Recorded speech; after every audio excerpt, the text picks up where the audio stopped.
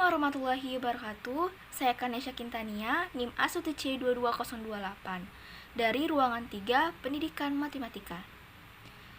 Tujuan saya membuat video ini adalah untuk menuntaskan tugas dari mata kuliah belajar dan pembelajaran matematika. Baiklah, di sini saya akan menjelaskan 5 teori belajar. Pertama, teori belajar behavioristik. Kedua, teori belajar kognitif. Ketiga, teori belajar konstruktivistik. Keempat, teori belajar humanistik. Kelima, teori belajar sibernetik. Pertama, teori belajar behavioristik. Teori belajar behavioristik adalah sebuah teori tentang perubahan tingkah laku sebagai hasil dari pengalaman yang dicetuskan oleh Gagne dan Berliner. Teori behavioristik dengan model hubungan stimulus-responnya mendudukkan orang yang belajar sebagai individu yang pasif. Teori pembelajaran behavioristik menjelaskan belajar adalah perubahan perilaku yang dapat diamati, diukur, dan dinilai secara konkret. Perubahan terjadi melalui rangsangan atau stimulans yang menimbulkan hubungan perilaku reaktif atau respon berdasarkan hukum-hukum mekanistik. Stimulan tidak lain adalah lingkungan belajar anak, baik internal maupun eksternal, yang menjadi penyebab belajar. Sedangkan respon adalah akibat atau dampak berupa reaksi fisik terhadap stimulans. Implikasi teori-teori belajar behaviorisme di dalam pembelajaran yaitu: pertama, pembelajaran yang disusun dan berdasarkan pada teori behaviorisme memandang pengetahuan secara objektif, pasti, tetap, tidak berubah. Pengetahuan sudah tertata dengan rapi sehingga belajar adalah perolehan pengetahuan, sedangkan mengajar adalah memindahkan pengetahuan atau transfer of knowledge kepada peserta didik. Kedua, peserta didik dianggap sebagai objek pasif yang memerlukan motivasi dan penguatan dari pendidik. Ketiga, teori behaviorisme dalam pembelajaran sedikit memberikan kebebasan bagi peserta didik untuk berkreasi atau bereksperimentasi dan mengembangkan kemampuan. Keempat, peserta didik dikendalikan oleh aturan-aturan yang jelas dan ditetapkan secara ketat. Kelima, tujuan pembelajaran berfokus menambah pengetahuan, sedangkan belajar sebagai aktivitas untuk mengungkapkan kembali pengetahuan yang sudah dipelajari dalam pembelajaran sebelumnya, baik dalam bentuk laporan, kuis, ataupun tes. Keenam, evaluasi menekankan pada perilaku yang nampak, respon pasif, keterampilan. Kedua, teori belajar kognitif.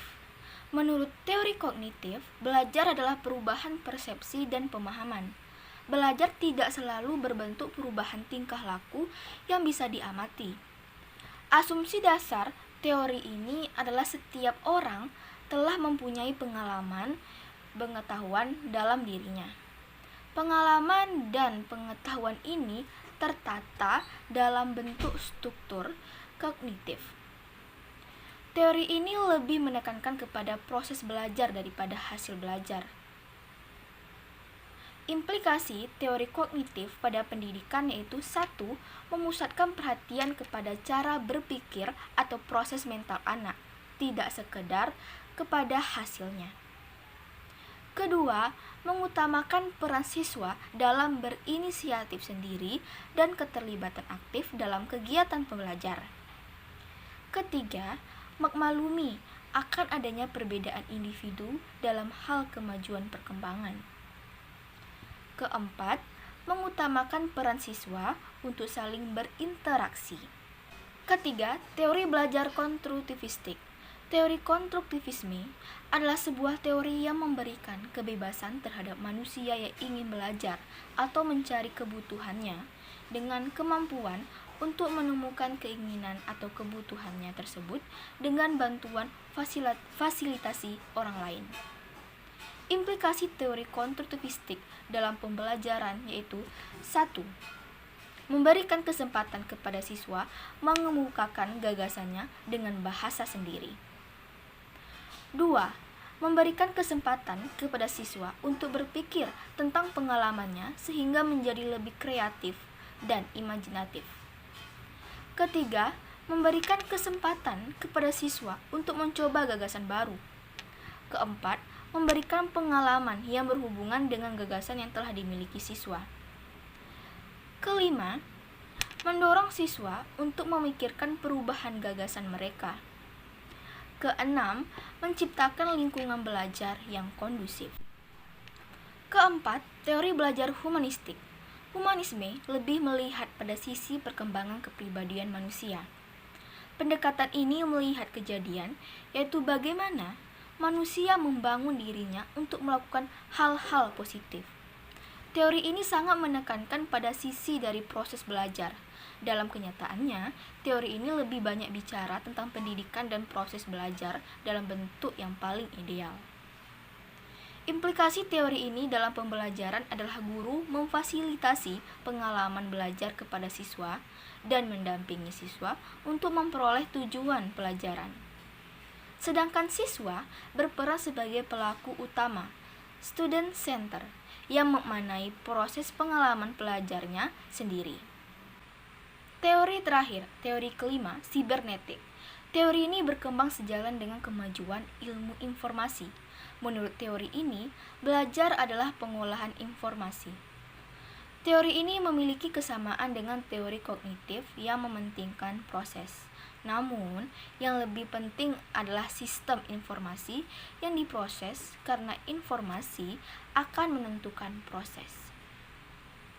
Dalam implementasinya, teori belajar sibernetik telah dikembangkan oleh beberapa tokoh, yaitu Gagne dan Berlin, Biehler, Snowman, Baine, dan Tennyson.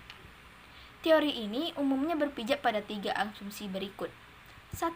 Antara stimulus dan respon berpijak pada asumsi yaitu pemrosesan informasi ketika pada masing-masing tahapan dibutuhkan sejumlah waktu tertentu.